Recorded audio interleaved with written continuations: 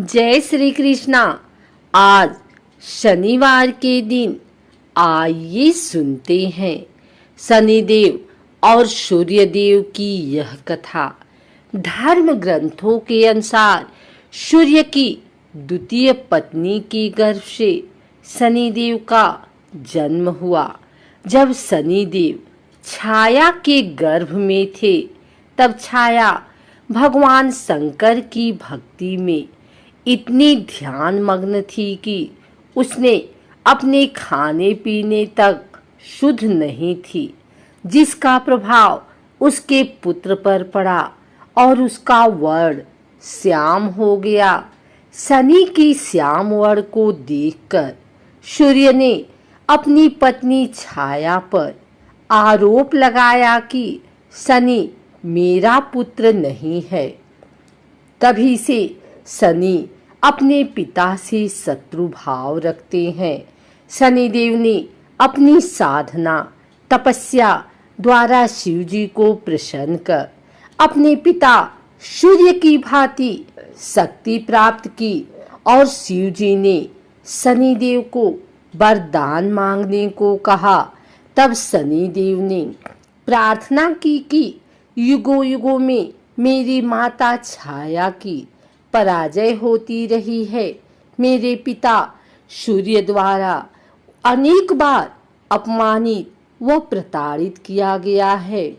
अतः माता की इच्छा है कि मेरा पुत्र अपने पिता से मेरे अपमान का बदला ले और उनसे भी ज्यादा शक्तिशाली बने।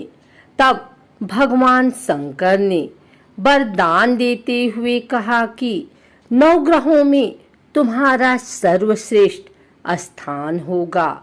मानव तो क्या, देवता भी तुम्हारे नाम से भयभीत रहेंगे।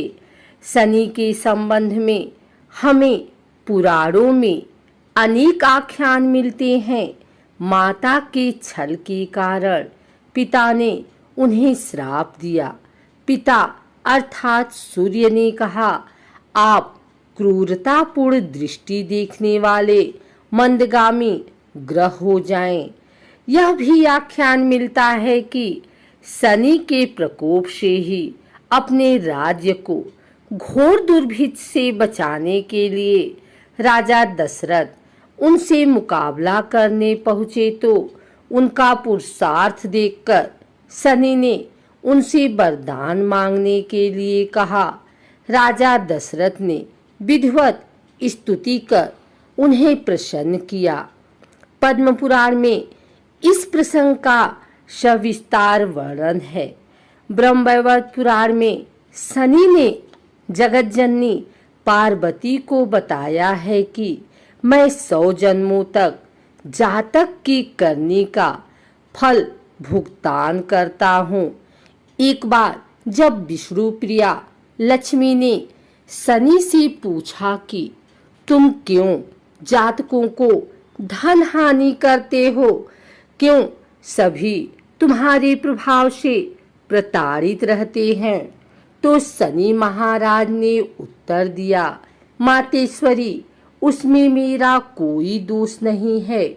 परमपिता परमात्मा ने मुझे तीनों लोकों का न्यायाधीश नियुक्त किया हुआ है, इसलिए जो भी तीनों लोकों के अंदर अन्याय करता है उसे दंड देना मेरा काम है। एक आख्यान और मिलता है कि किस प्रकार से ऋषि अगस्त ने जब शनि देव से प्रार्थना की थी तो उन्होंने राक्षसों से उनको मुक्ति दिलवाई थी।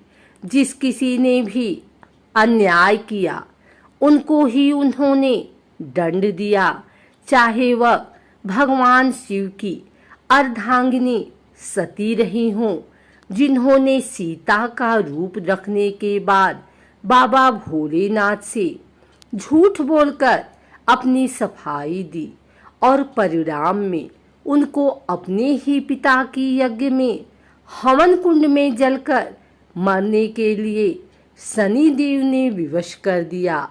अथवा राजा हरिश्चंद्र रहे हों, जिनके दान देने के अभिमान के कारण सप्तनिक बाजार में बिकना पड़ा और शमशान की रखवाली तक करनी पड़ी।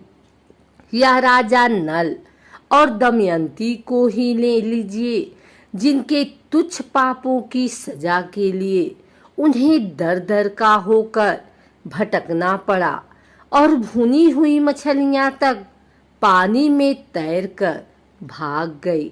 फिर साधारण मनुष्य के द्वारा जो भी मनसा वाचा कर्मणा पाप कर दिया जाता है, वह चाहे जाने में किया जाए या अनजाने में, उसे भुगतना तो पड़ेगा ही। एक और कथा के अनुसार रामायण काल में एक समय शनि को अपने बल और पराक्रम पर घमंड हो गया था। उस काल में हनुमान जी के बल और पराक्रम की कीर्ति चारों दिशाओं में फैली हुई थी। जब शनि को हनुमान जी के संबंध में जानकारी प्राप्त हुई तो शनि बजरंगबली से युद्ध करने के लिए निकल पड़े। एक शांत स्थान पर हनुमान जी अपने स्वामी श्री राम की भक्ति में लीन बैठे थे।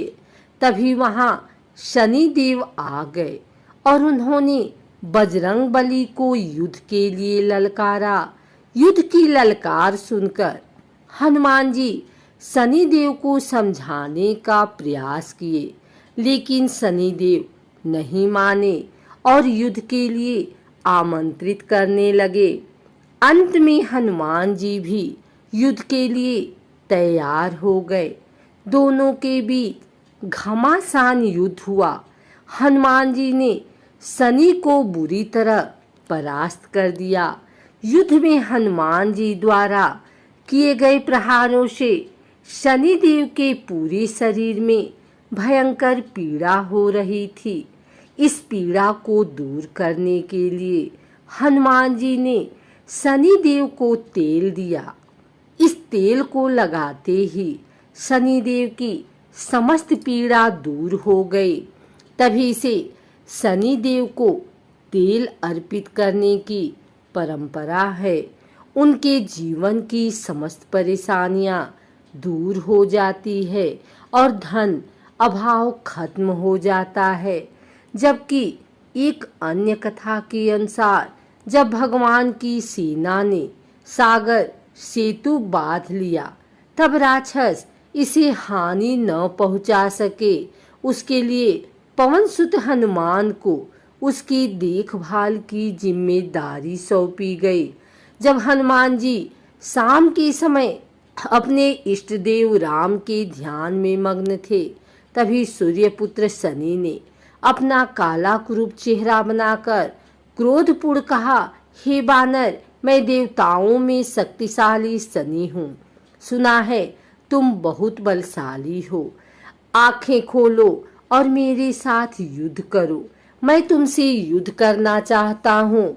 इस पर हनुमान ने विनम्रता पूर्वक कहा, इस समय मैं अपने प्रभु को याद कर रहा हूँ। आप मेरी पूजा में विघ्न मत डालिए। आप मेरे आदरणीय हैं। कृपा करके आप यहाँ से चले जाइए। जब शनिदेव लड़ने पर उतर आए तो हनुमान जी ने अपनी पूंछ में लपेटना शुरू कर दिया।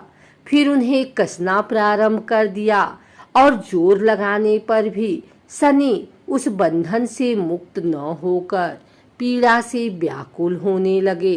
हनुमान ने फिर सेतु की परिक्रमा कर शनि के घमंड को तोड़ने के लिए पत्थरों पर पूंछ को झटका दे देकर पटकना शुरू कर दिया। इससे शनि का शरीर लहूलुहान हो गया, जिससे उनकी पीड़ा बढ़ती गई। तब शनिदेव ने हनुमान जी से प्रार्थना की कि मुझे बंधन मुक्त कर दीजिए। मैं अपने अपराध की सजा पा चुका हूँ, फिर मुझसे ऐसी गलती नहीं होगी। तब हनुमान जी ने जो तेल दिया उसे घाव पर लगाते ही शनिदेव की पीड़ा मिट गई। उसी दिन से शनि देव को तेल चढ़ाया जाता है, जिससे उनकी पीड़ा शांत हो जाती है और वे प्रसन्न हो जाते हैं। हनुमान जी की कृपा से शनि की पीड़ा शांत हुई थी। इसी वजह से आज भी शनि हनुमान जी के भक्तों पर विशेष कृपा बनाए रखते हैं।